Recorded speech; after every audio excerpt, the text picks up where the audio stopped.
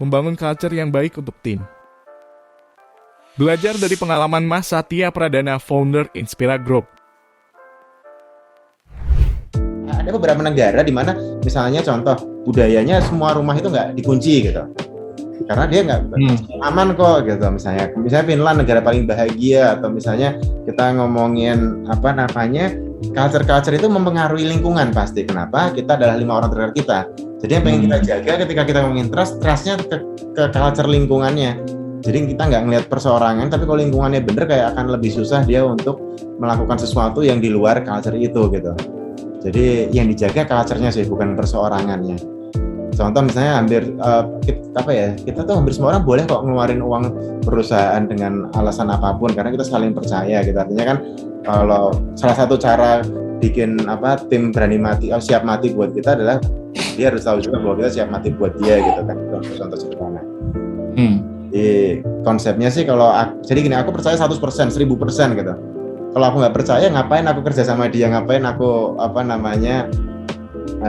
kita ngantor bareng gitu. Nah ini konsepnya sebenarnya agak-agak lucu sih, tapi menurutku nggak ada yang gila ya. Artinya gini, gila itu no one is crazy. Orang yang pernah ikut perang dunia 1 atau pernah ngalamin krisis moneter 98 atau 87, atau orang yang dari lahirnya seperti apa, daerahnya mana, itu semua orang punya pemahaman yang berbeda tentang kehidupan. John F. Kennedy aja waktu ditanya Great Depression menurutmu seperti apa gitu, dia bilang aku nggak punya pengetahuan Great Depression, yang aku tahu adalah waktu itu bapak aku malah meng-hire lebih banyak pekerja untuk ngurusin kebun kami biar mereka bisa makan, karena kita malah beli rumah lebih gede lagi. Jadi kayak tergantung pemahaman orang sih tentang sebuah bisnis, tentang sebuah kehidupan gitu. Kalau kita biasa dididik dengan cara yang disiplin, semua teratur, semua rapi, akhirnya itulah kebenaran versi dia gitu. Kalau kita berada di lingkungan yang semuanya saling percaya, semuanya saling ya mungkin itu kebenaran versi dia juga gitu. Artinya tidak ada yang salah sih menurutku. Setiap orang memiliki pandangan berbeda dalam setiap hal karena setiap orang dibesarkan di lingkungan yang berbeda-beda. Contoh sederhana, anak orang kaya selalu diberi mindset oleh orang tuanya bahwa dia bisa punya mobil mewah, dia bisa beli jam mewah. Sehingga ketika ia besar, ia memiliki mindset bahwa ia bisa membeli sesuatu yang orang lain anggap sangat mahal dan tidak mampu. Sedangkan kebanyakan orang menengah, anak-anaknya selalu diberi mindset bahwa memiliki barang mahal itu hanya angan-angan. Ngapain punya barang mahal? Gak bakal dibawa mati juga. Atau contoh lainnya, ada orang tua yang biasa berbicara kasar atau berperilaku kurang baik di depan anaknya, sehingga anaknya itu mengikuti perilaku orang tuanya dan menganggap bahwa hal itu biasa saja dan benar menurutnya.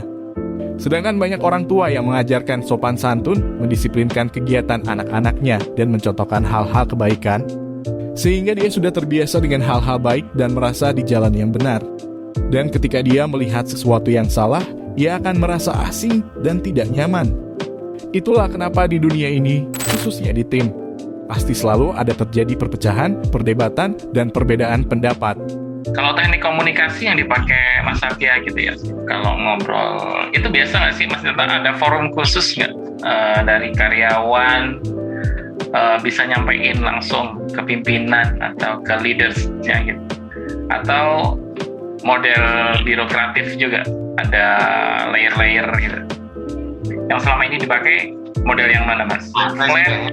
Santai sih, santai. Aku kayaknya perusahaan semua tim pasti kayak punya akses ke CEO-nya, jadi tidak terlalu nggak ada hierarki sih, malah bahkan kita pengen nulis struktur itu pakai, kalau bisa nggak ada struktur lah, kalaupun ada nulisnya pakai pensil biar bisa dihapus gitu, jadi kayak santai aja gitu. Kalau kayak gitu sistem itunya Mas, sistem katakanlah payroll-nya dan lain-lain gimana Mas? Kalau model kayak gitu, tetap ada struktur gitu.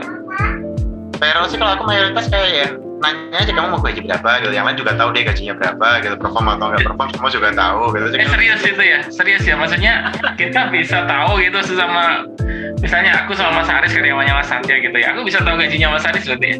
Ini gini, aku cerita juga ke teman-teman. Hampir semua yang terjadi di Inspira itu tiap waktu berubah sih. Jadi contoh dulu ada juga peraturan tidak boleh saling bertanya, tidak boleh saling memberitahu gaji antar tim dan seterusnya gitu kan. Itu pernah kita ngalamin itu. Tapi kita juga tahu di lapangan bahwa mereka juga saling nanya kok gitu ya nggak? Percuma gitu di Saling ngobrol kok. Kenapa harus pakai batas-batas itu kan? Anggaplah kita punya grup WA atau grup Telegram karyawan 100 orang bersama kita. Ada juga grup Telegram yang atau grup WhatsApp yang 99 orang tanpa kita, kan pasti ada itu. Karena kita juga pasti punya grup WA yang 10-15 orang tanpa mereka gitu kan. Jadi kayak kita perlakuan manusia, perlakuan orang bagaimana kita ingin diperlakukan aja sih kadang. Lebih disederhanakan ke situ. Dari sini kita sadar bahwa segala peraturan, jadwal, dan culture yang kita buat harus sesuai dengan kemampuan dan keinginan kita sendiri. Jangan sampai membuat sebuah peraturan yang membebani orang lain, padahal diri kita sendiri juga tidak mau melaksanakannya. Contoh sederhana jika kita membuat culture, yaitu membiasakan karyawan untuk membersihkan kantor setiap datang dan sebelum pulang setiap hari. Hal itu terdengar positif, tetapi padahal banyak negatifnya. Karyawan kita datang ke kantor untuk bekerja bukan jadi cleaning service. Jika setiap datang mereka harus bersih-bersih dulu, berapa lama waktu yang dibutuhkan? Sebanyak apa tenaga yang terpakai? Ketika setiap pulang kantor harus bersih-bersih, mereka sudah lelah. Ada yang mungkin punya jadwal atau janji dengan orang lain. Ini bisa membebani karyawan dan kita pun seorang leader, jika ada di posisi mereka pasti akan mengeluh dan terbebani. Oleh karena itu, kenapa kita harus membuat ketetapan yang kita mau melaksanakannya? Perlakukan mereka sebagaimana kita ingin diperlakukan. Pernah juga model yang pagi siang malam Senin sampai Minggu ngantor. Pernah juga yang ngantornya Selasa Rabu Kamis, cuma Sabtu Minggu Senin libur. Kita coba terus aja gitu. Artinya kita belajar apa, kita praktekin, belajar apa kita praktekin gitu. Jadi kayak nggak yang dulu nggak gini sekarang kok gitu. Kita nggak ada kalimat gitu sih. Jadi banyak hal yang contoh dulu, tim terbaik itu selalu aku kasih kerjaan paling susah. Nah, paling susah itu bikin dalam pikiranku itu adalah what doesn't kill you make you stronger kan. Kalau kamu berhasil lewatin ini, kamu naik level, kamu makin keren, makin jago. Dulu kita nyiksa gitu, pokoknya makanya banyak perusahaan yang kita buat itu sebenarnya buat nyiksa orang-orang itu. Bisa nggak kamu kalau bikin perusahaan ini? Bisa nggak kalau masuk bidang itu? Gitu. Sekarang kita punya ilmu lagi bahwa tim terbaik malah harus ngerjain kerjaan termudah gitu. Jadi kayak jangan sampai dia tim terbaik kerjaan paling mudah, yang paling gampang gitu. Jadi itu kayak pemahaman itu selalu berubah. Jadi kayak makanya kalau sharing sama orang juga agak bingung sih, takutnya beberapa kali sih dia ngikutin cara kita yang dulu, padahal sekarang kita udah nggak pakai itu gitu.